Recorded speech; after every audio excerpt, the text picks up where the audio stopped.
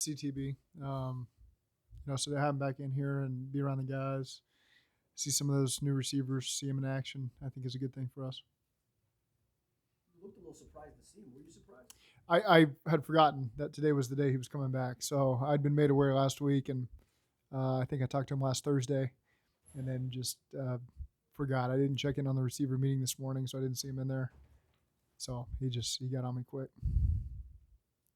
He talked at length in there about how much this place means to him, how much this city means to him. We know this is an important year for him personally. Your thoughts on him having that attitude at this stage of his He's career? been about what we want to be about, every step of the way. When this staff really came in here in 2019, he's one of those guys that through thick and thin, we're always whatever you need from me, coach. Always been a great leader in the locker room. Always been someone I've been able to go to and know that I'm going to get a truthful response back on how things are going. And so again, he's one thing we preach to all of our guys, especially our new guys, is we want guys that are consistent every day they walk in the building. We know what we're going to expect. TB fits that to a T. He's the same guy every single day. He's always a great attitude. And I think that's key to building the culture the way we wanted it and the way we want this team is guys like that type of personality. And we sent him and Jesse Bates out there for the coin toss at Buffalo last year because those were two guys that I felt like had really fit that description aside from, Sam Hubbard, who was a captain, and some other guys who'd been here for a number of years. I think that those guys personify what we want to be about.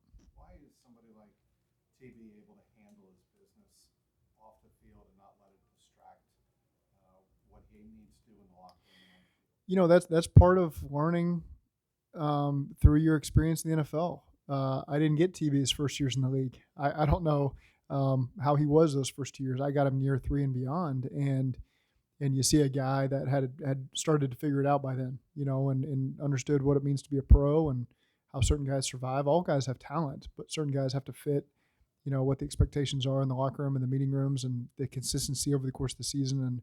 And TB has done that since I've known him and been around him, and I think he's a good example for other guys to kind of learn, what type of guys survive in this league. He was talking about the Davis Championship game and him not being in there. He said, he had some good looks, had some good one-on-one matches, good leverages.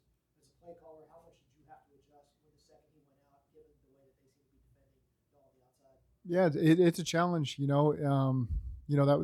hard when guys get beat up like that, and they were doubling a lot on the guys outside with T and Jamar, and so that's just we feel like we got a lot of good playmakers on this team, and guys stepped up and made plays, and that's just the way it goes.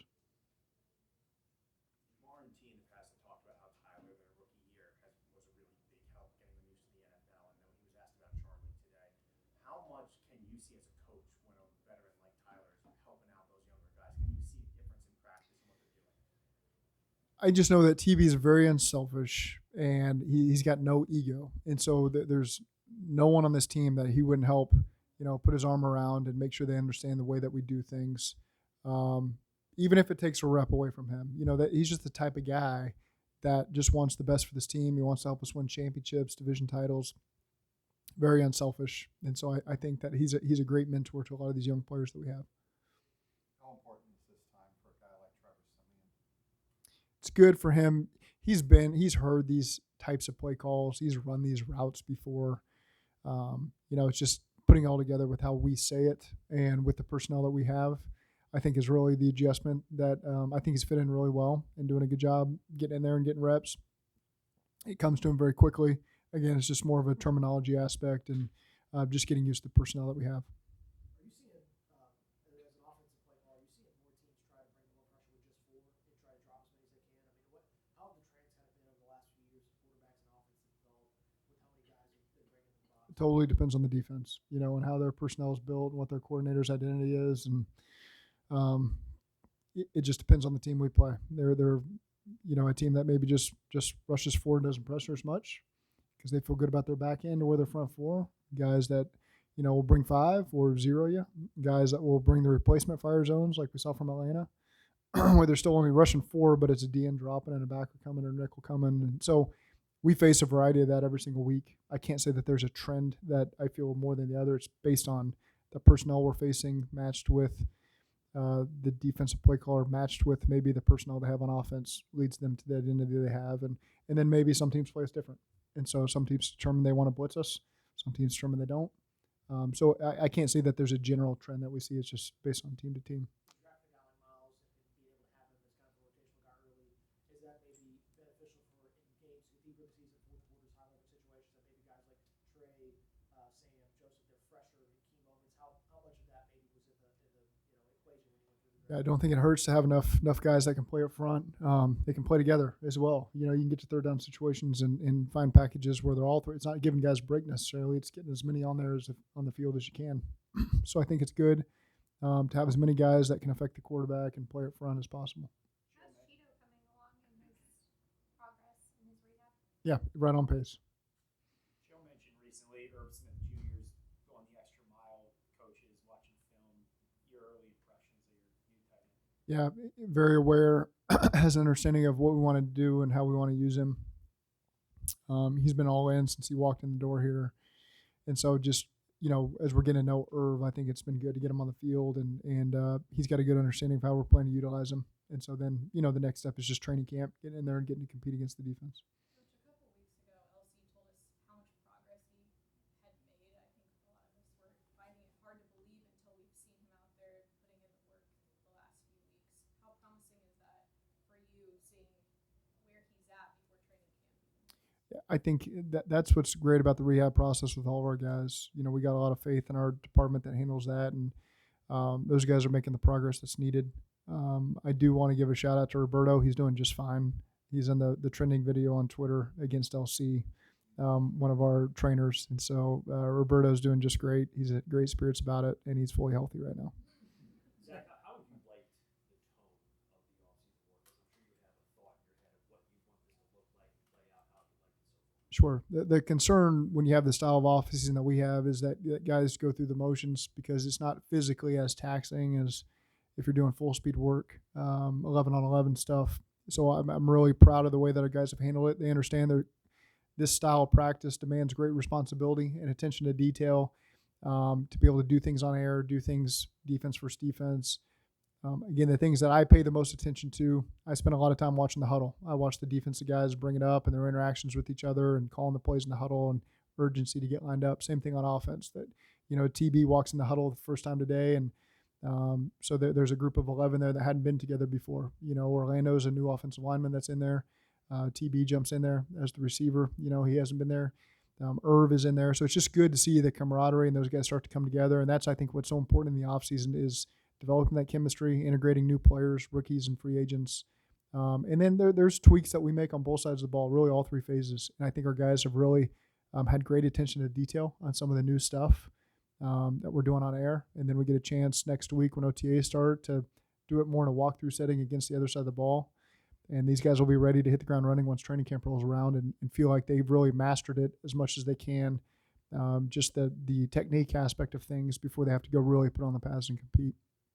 Tempo that you guys practice at, even though there's no pads right, is a pretty significant tempo. When guys come in as rookies or from other teams, how do you notice that it takes them any period of time to adjust to what you're doing? Is it pretty fluid? I think it's been pretty fluid. I think that's what this allows you to do is those guys feel comfortable before they're asked to go out there and line up with a guy over their head and do the techniques we're asking them to do and run the plays and line up in the splits and make the adjustments on defense and things like that. So I think it's conducive to helping those guys understand it very quickly.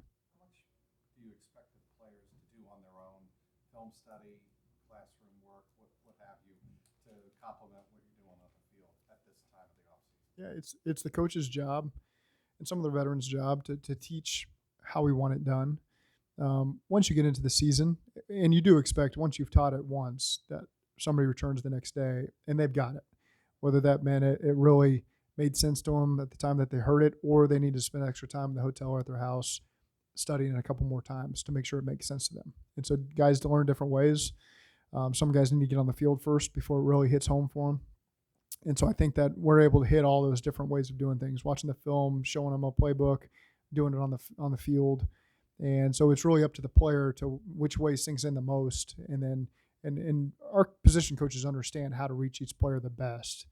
But it's on them to make sure it's really locked in, however they do that on their own at home before they show up the next day for work.